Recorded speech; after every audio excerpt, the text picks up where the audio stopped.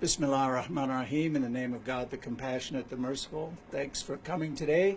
My name is Ibrahim Hooper. I'm National Communications Director for the Council on American Islamic Relations. Obviously, we're here today to respond to the inflammatory and bigoted statement by Donald Trump that Islam hates us. And we have representatives of the American Muslim community, both at the national level and in the Washington, D.C. area here. First of all, we'll hear from CAIR National Executive Director Nihad Awad. That's N-I-H-A-D-A-W-A-D.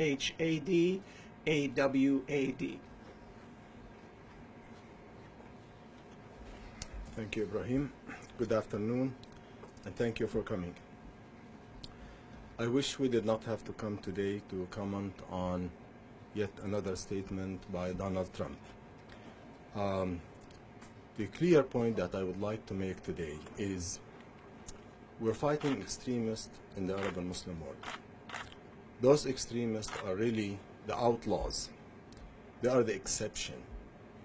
They're not endorsed or celebrated or accepted by the majority or even sizable portion of the Muslim world and the Arab world. And here we have the extremists are elites. One of them, or those who continue to aspire and make statements that are bigoted, like Donald Trump, are elites, and they may assume the highest office of the land. That's the danger to me as an American citizen of this nation.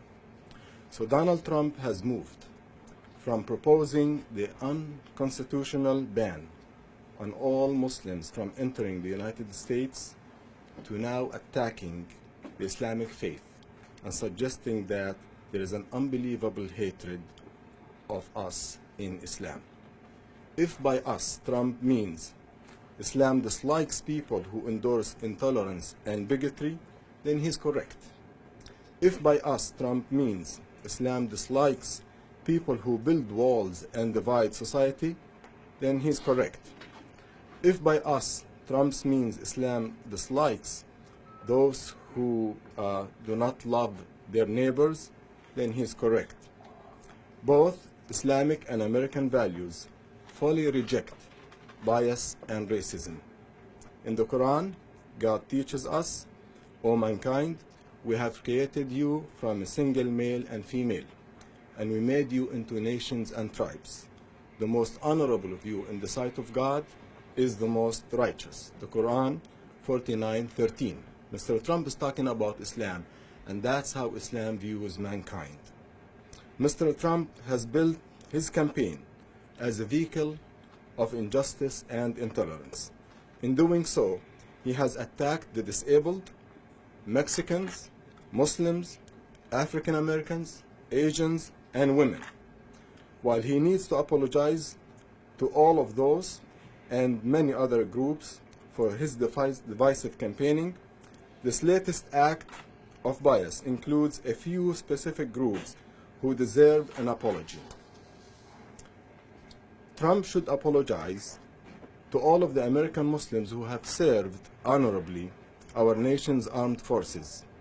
He should visit Arlington Cemetery and pay respect to the fallen soldiers, among them American Muslims who have paid the highest price. Trump should apologize to all of the American Muslims who have honorably served in our nation's law enforcement and first responders, including the family of Mohammed Salman Hamdani, who gave his life as first responder at the World Trade Center on 9/11/2001. Trump should apologize to the 10% of American physicians who are Muslim. Every day they save lives and bring new life into this world. Trump should apologize to all of the Muslim world leaders who have stood by America in our fight against violent extremism. Trump should apologize to all of the Muslims worldwide whose faith inspires them to fight ISIS, Al-Qaeda, and their ideological allies. Mr. Trump is apparently unaware that America's greatest strength is the fact that we are a melting pot. Millions of Americans are Muslims, as well as Hindus, Jews, Catholics, Buddhists, and more. The us he speaks of is a remarkable pluralistic society. In communities across the country, we look past the differences in how we choose to pray and emphasize our common values. One of those values is that we are watchful of people who endorse intolerance, bigotry, xenophobia, and Islamophobia. And this is very consistent with Islam. Instead of uplifting these realities, Trump has told every child and teacher in America that their Muslim classmates' religion hates them. How does this solve the issue of bullying in America? More than half of the Muslim students who reported being bullied in a survey conducted by CAIR California, twice as high the national average. We hope that American journalists will press Mr. Trump on this issue and ask if he will apologize to these groups, or if it is his intention to continue to trash American values and Constitution. We also invite Mr. Trump to meet with the leaders, Muslim leaders gathered here today, so that he can know who we are as faith community leaders and how our faith inspires us to do good deeds. He will learn that we are citizens and we contribute to our nation. Our faith inspires us to work with people of other faith traditions or no specific belief, to work for an America that is more just for everyone. My message to American Muslims: if you are concerned, don't get discouraged. Register to vote and make your voice heard. You can make a difference. My message to our fellow Americans is that we have faith in you. America is already great. Let's make it greater together. Thank you.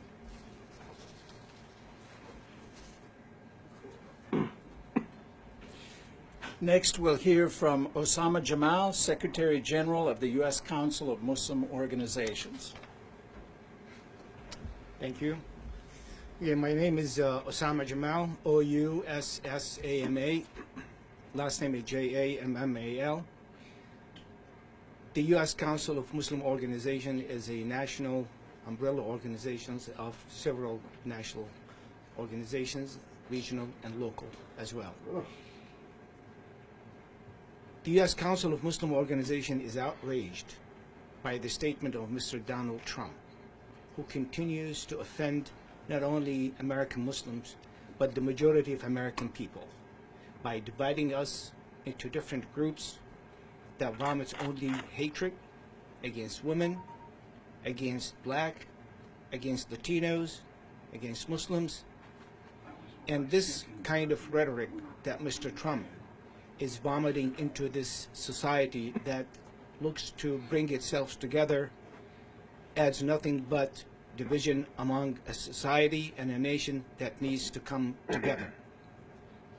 We are outraged again because Mr. Trump does not even know what he is talking about. He is asking the media and others to figure it out. A presidential candidate on the last campaign trail who cannot put meat on the bones, what he is offering the American people is rather scary of what the future may carry to America and to everyone who lives in America. Therefore, we asked Mr. Donald Trump to offer an apology for a statement that he made that he did not even figure it out.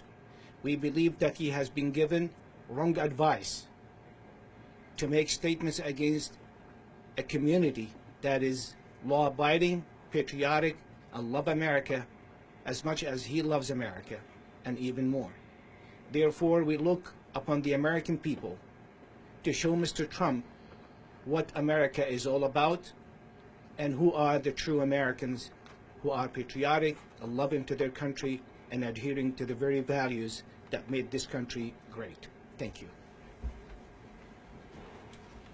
And we believe a good opportunity for offering an apology would occur this evening during the GOP presidential debate. So we're hoping that Mr. Trump is asked that question. Next, we'll hear from Rafi Amon, Media and Communications Director for the Muslim Public Affairs Council. Thank you. My name is spelled R-A-B-I-A-H-A-H-M-E-D. I'm the Media Communications Director for MPAC. To start, I would like to say that while we would welcome Donald Trump to bear some responsibility for his divisive and hateful rhetoric that he's been spewing for the past 6 months, not only to Muslims but women and minorities, we are not naive to the fact that he does so intentionally and strategically in order to score political points among his base. We fully understand that Donald Trump is just a manifestation of what has been brewing in our country for years now. Those on the extreme right have been selling the idea that Muslims, immigrants, and other minorities are to blame for all of America's perceived ills. And we hear this on the airwaves, we hear this on the network shows, we see it on the internet, we see it even among political and religious circles. So is it really a surprise to see an extremist person like Donald Trump as a front runner for the Republican Party? So on behalf of the Muslim Public Affairs Council, our message is not to Donald Trump. It's to moderate Americans. Like you, we are tired of all the extremist rhetoric and this narrative that Islam is at war with the West or vice versa. On one hand, you see individuals committing acts of violence in the name of Islam overseas, and on the other, you have political extremists like Donald Trump saying that Islam hates the West. Both are extremists, both are two sides of the same coin, and both seek to divide us. This polarized black and white version worldview is easy to sell, as it shows in the last few months, but it doesn't reflect reality. The reality is that, like you, American Muslims are deeply concerned about the direction our country is facing. We are concerned about the safety and future of our children and the world in which we live. We are concerned about social justice issues and making sure everyone is treated fairly. But we are also tired of being talked at and spoken for. We are tired of being misrepresented. We are tired of having to defend ourselves against the extremist rhetoric of both extremes. And we are tired of hearing about this pending clash of civilizations. We are tired of having our beautiful faith tarnished and used to promote the sick, nefarious agenda of both extremes. Our country seems to be witnessing a polarization that it has not seen in recent history. In a few short months, we'll be asked to go to the polls and pick a leader who will represent our vision for America moving forward. However, regardless of who is elected, the unfortunate reality is that the impact of Donald Trump's rhetoric will remain. And our faith in what we have learned these past few months is that there are many unresolved issues relating to race, religion, and diversity that still need to be addressed in America. Our faith teaches us that everything happens for a reason. We can only hope that all of this was meant to bring light to these issues that are not resolved, and that we're guilty for sweeping under the table and assuming that we had under control. May we use this opportunity to cut through the noise and get to know each other in real, meaningful ways, to reach across the aisle and stand true to the values of our beautiful country and reclaim what it means to be an American. Thank you. Next, we'll hear from Yolanda Rondon, staff attorney with the American Arab Anti-Discrimination Committee.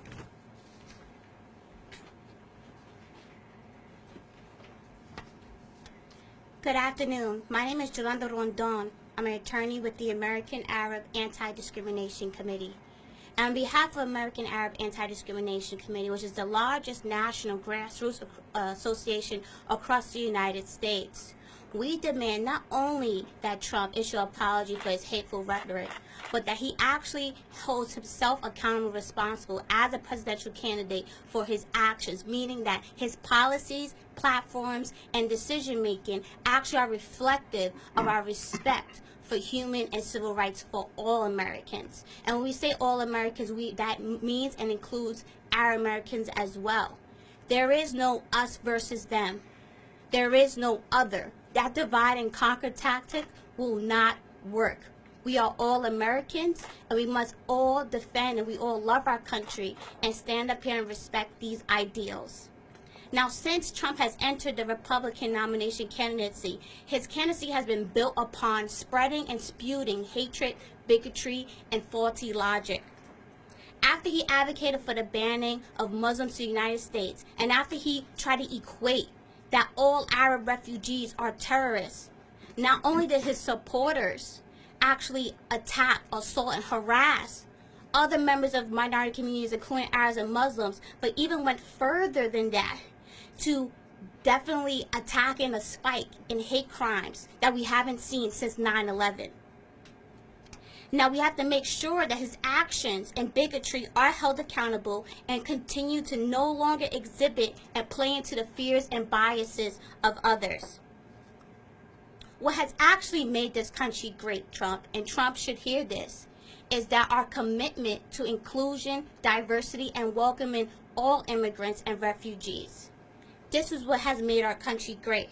And with the rise of anti-Arab and Islamophobia and xenophobia backlash in this country, he no longer has an excuse. He knows his statements and policies have a direct impact on our community, and we can take it no more. And so his policies and practices and platform thus forth and going forward must reflect respect for human and civil rights for all. Thank you.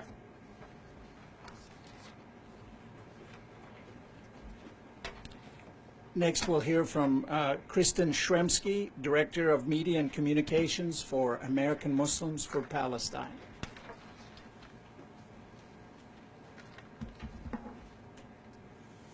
In the name of God, the most beneficent, the most merciful. Hello, everybody. Thank you very much for coming. We really appreciate it. My name's Kristen Shremsky. That's Kristin. Shremsky, Szremski. I'm going to make my comments directly to Donald Trump. Initially, Mr. Trump, and your show that you had on TV when you fired people, you fired them for one reason. It's because they did not practice due diligence in their business deals. That was one of the fundamental things that you taught in your show, The Apprentice. You must do your due diligence. And I'm here to tell you, you have not done your due diligence on Islam because you don't know anything about our religion. Within the Quran, it tells us that we must love the country that we are in.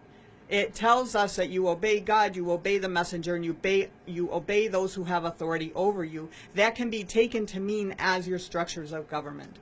Our Prophet Muhammad, peace be upon him, he left Mecca and he emigrated to a town called Medina. It's not like today where I moved from Chicago to DC, it wasn't an issue. That was quite a journey. And there are famous sayings in which he tells people, you love the land you left and you love your adoptive land. This is Islam.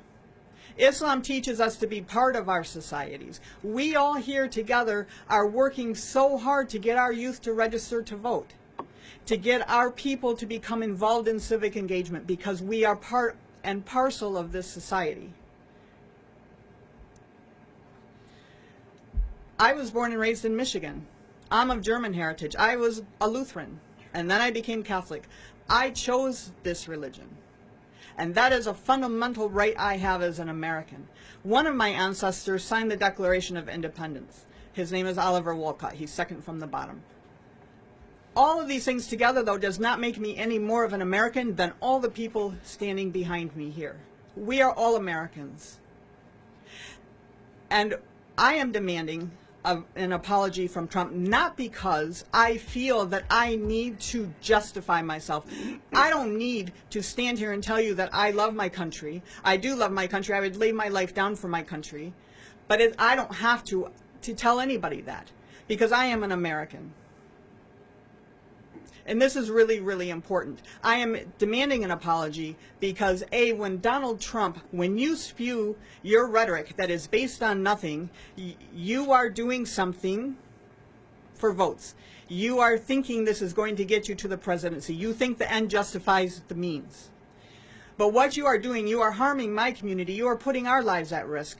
The increase in Islamophobic attacks of girls being spit on and people being attacked is increasing exponentially because you are stoking this fear and people feel empowered then to behave that way. This is not acceptable. You also need to apologize to the American public, because what you are doing is un-American. You are dividing this country. And if you are to get elected to the presidency, what kind of America are you going to be left with when you have stoked and fomented this type of hatred and divisiveness? This is not America. We are standing here. We want to reclaim our space in America. We are at the table. We are a very vibrant part of the fabric of this society. We are not going to take this anymore, and we want to take America back.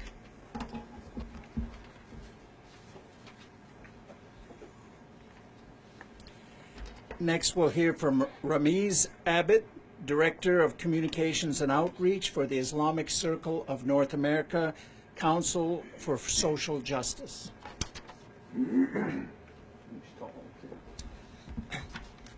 Good afternoon. My name is Ramiz Abed.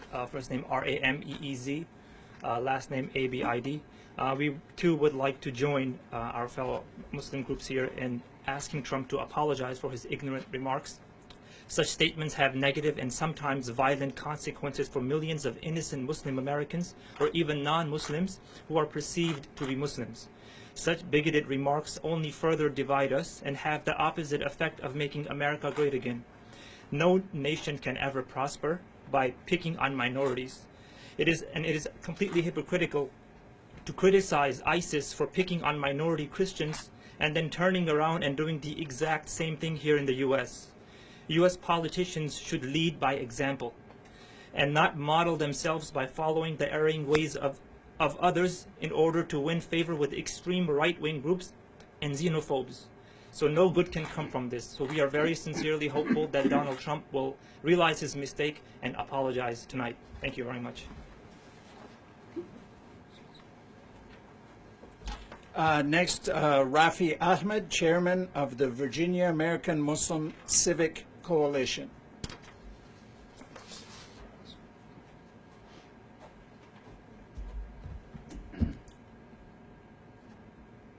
Hi, my name is Rafi Amon, R-A-F-I, last name A-H-M-E-D. Republican presidential candidate Donald Trump has insulted just about every minority here in America. His latest remark about Islam hates us, meaning hates America. Wanted to point out a few historical points. America declared independence in 1776. Quran was revealed between 609 632 CE. There are over 1 billion Muslims on this planet, and very large percentage of them love and are addicted to the Western culture. Their jeans, the hair, the music, and the TV shows. Muslims come here from all over the world to get for a better life and to study and work. Again, Mr. Trump is making baseless remarks with no facts and play to the fears of those Americans who have never had any interaction with an American Muslim or know anything about Islam. My message for my fellow Americans, especially those who have not yet voted in the primaries, and you have upcoming primaries in your states, please go out and vote and make a statement that not in my country will I allow you to spread hate. Not in my country will I allow you to divide us. Not in my country will I let you succeed. Thank you. And finally, we'll hear from Colin Christopher, Deputy Director of Government Affairs for Dar al-Hijra Islamic Center of Northern Virginia.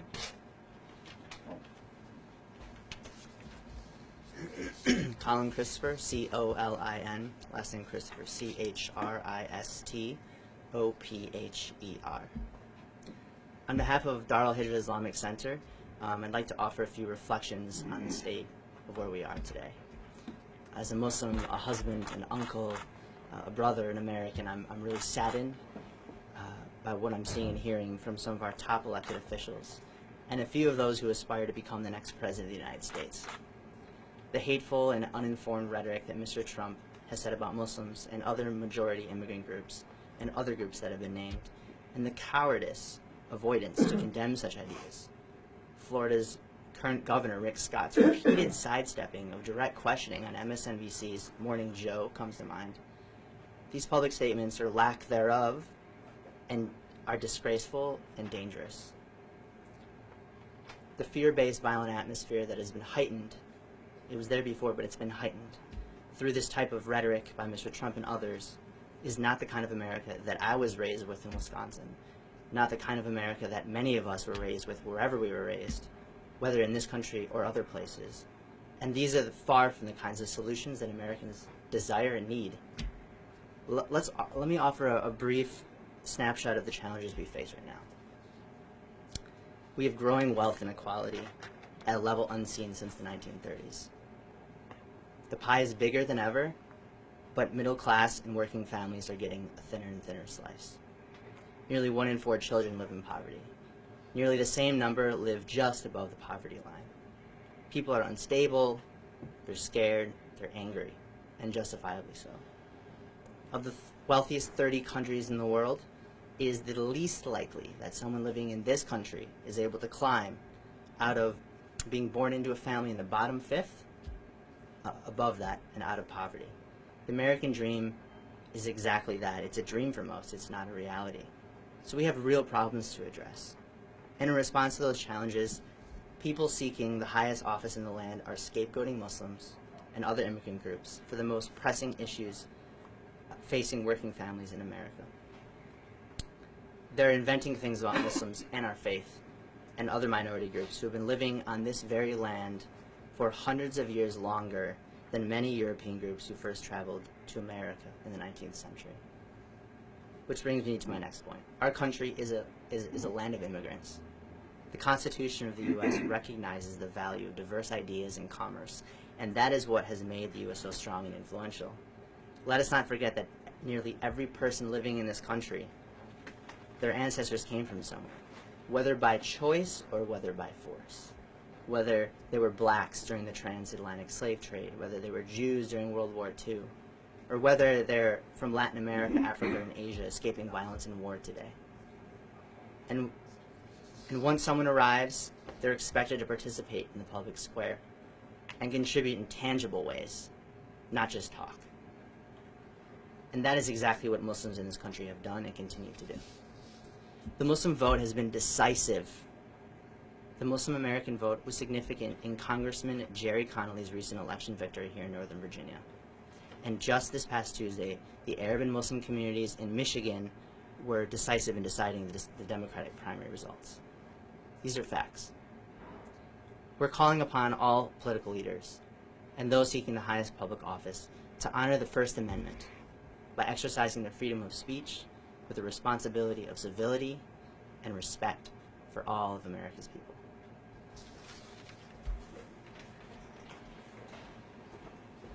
We have one person who just arrived, Imam Talib Sharif, President Imam of the nation's mosque, Masjid Muhammad, who happens to also be a retired Chief Master Sergeant of the United States Air Force after 30 years of service. Yeah, good evening. We certainly want to thank CAIR and all of my brothers and sisters here with all of these organizations, American-based. As he mentioned, I'm the president and imam of what's called the Nation's Mosque, and it's called the Nation's Mosque, meaning America's mosque, because it's the oldest mosque in the nation's capital, 80 years old, and it's built from the ground up by American citizens who just happen to be descendants of enslaved Africans and enslaved Muslims in America.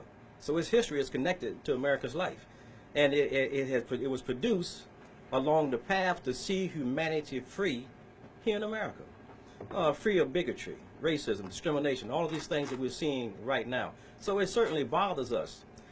My wife and I, we raised 6 children. 5 of them are in the military. 2 Marines, 2 Air Force, 1 Army officer, and enlisted. And I'm just one of many. I used to also serve as the president of the Muslim American Military Association. Now we have it, it's called the Muslim American Veterans Association, which there are many Muslim veterans, all of which, if we hated America, why would we put our life on the line? And we only represent the population that we serve, which consists of Muslims, Christians, Jews, others, etc. All of Americans. We're here to serve. This is our country. We want to build upon our citizenship rights and take that serious. And we hope and pray, really, that those who make these statements about religious titles, that they also take it serious as well and tap into the history of America and its founding foundation, that we shouldn't broad stream or broad brush any religion, because to broad brush one is to broad brush all, and it weakens the very fabric of what makes us a great nation, the diversity that serves this country. Thank you.